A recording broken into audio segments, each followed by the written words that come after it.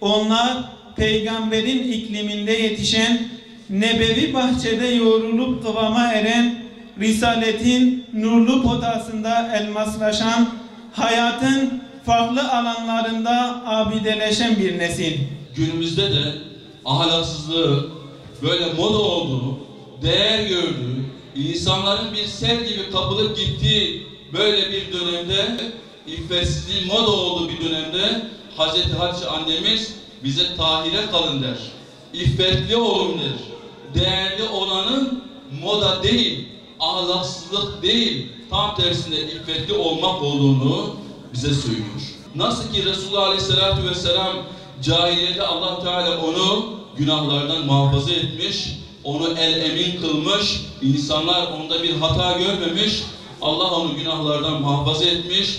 Hatice annemiz de aynı Resulullah Aleyhisselatü Vesselam gibi cahiliyenin kirlerine bulaşmamış. Öyle bir yaşantı bizlere sunmuş. Günümüzün insanları bize güçlü kadın diye, örnek kadın diye birilerini sunup gösteriyor. Onu model alalım diyor. Kadın özgürlüğü adı altında, işte ne bileyim kadın hakları altında bize iffetsizliği aşılıyor. İslam dışı, İslam'a uymayan insanları bize model olarak sunuyor. Oysa ki değerli kardeşler, Hazreti Hatice annemiz bize güneş gibi ortada parlak bir örnek olarak duruyor. Nasıl mı?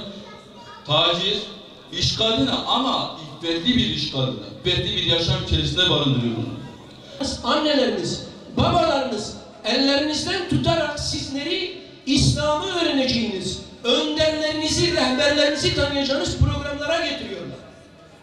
Onların annesi babası böyle değildi. İslam'a götürmüyorlardı. Anne ve babanızın kıymetini biliniz. Eğer size İslam'ı öğretiyorlarsa, sizin elinizden tutup sohbetlere götürüyorlarsa, onları sadece ellerinden değil ayaklarından da öğrenin.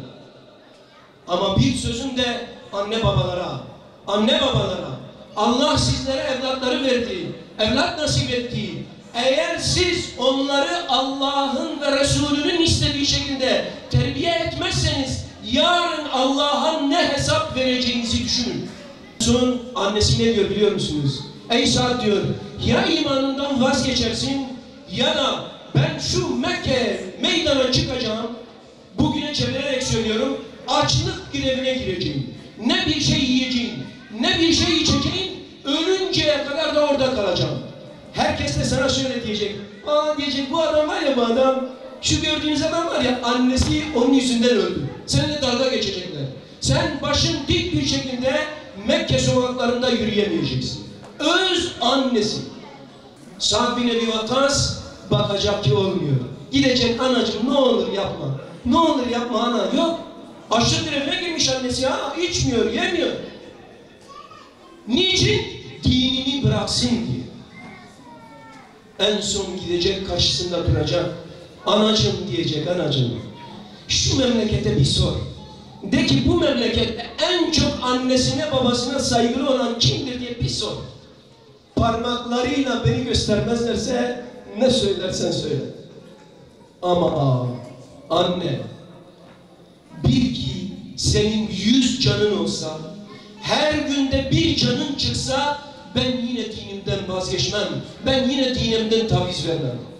Konu iman olunca, hayır, her şeyin üstünü çiziyor, her şeyin.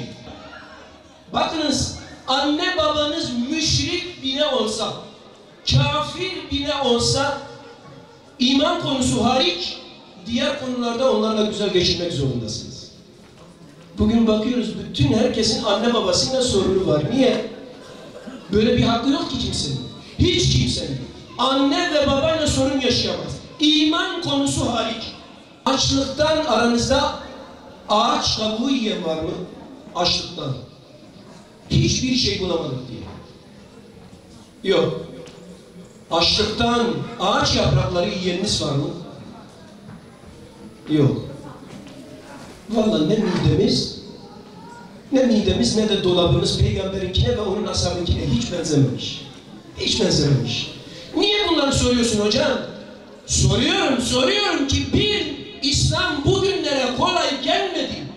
Öyle yiğitler aldılar, açlıktan ağaç kabukları yediler, açlıktan ağaç yapraklarını yediler ama dediler ki biz bu İslam'ı kendimizden sonraki nesle ileteceğiz dediler. Ve bugün onların gösterdiği o dirayet sayesinde, istikamet sayesinde biz İslam'la müşerref olduk ya. Bir deri parçasına takıldı.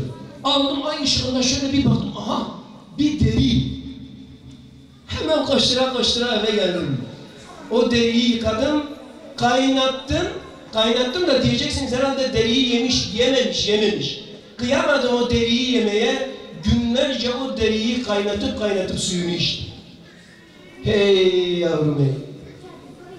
Bugün yemek beğenmeyenler, sofrada onu bunu beğenmeyenler, bir de İslam'dan ahkam kesenlere gel bak. Bunu niye anlatıyorum biliyor musunuz? Hicri 34. yılda Kufe valisinin biraz borçları olacak, o borçlarından dolayı da birileri kalkacak, Sa'd bin Ebi Vakkas'la dalga geçecek. Ya diyecekler bu ne biçim validir imanıyla? Böyle müminlerin emiri ne olur ya? Başımıza bir de vali tayin etmişler diye dalga geçecekler, şu olayı anlatacak.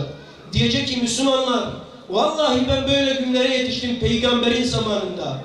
Ve siz beni zorladınız diye ben bunu anlatıyorum. Yoksa ben bunu size anlatmayacaktım. Düşünün, peygamberliğin 9. yılında olmuş, Hicri 34. yılda anlatıyor.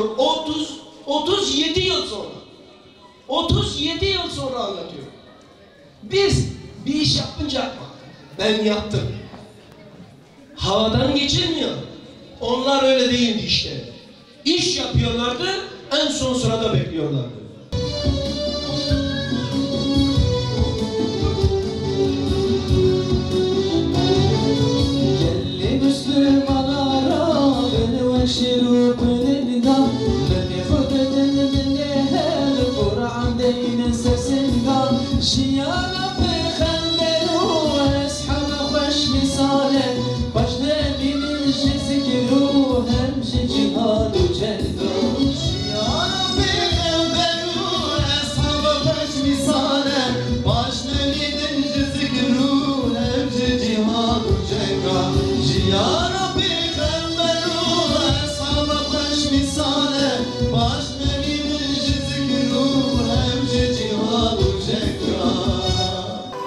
Bizleri bu gece andığımız Sa'd bin Ebi Vakkas radıyallahu anh gibi duası makbul ve güvenilir olanlardan eyle.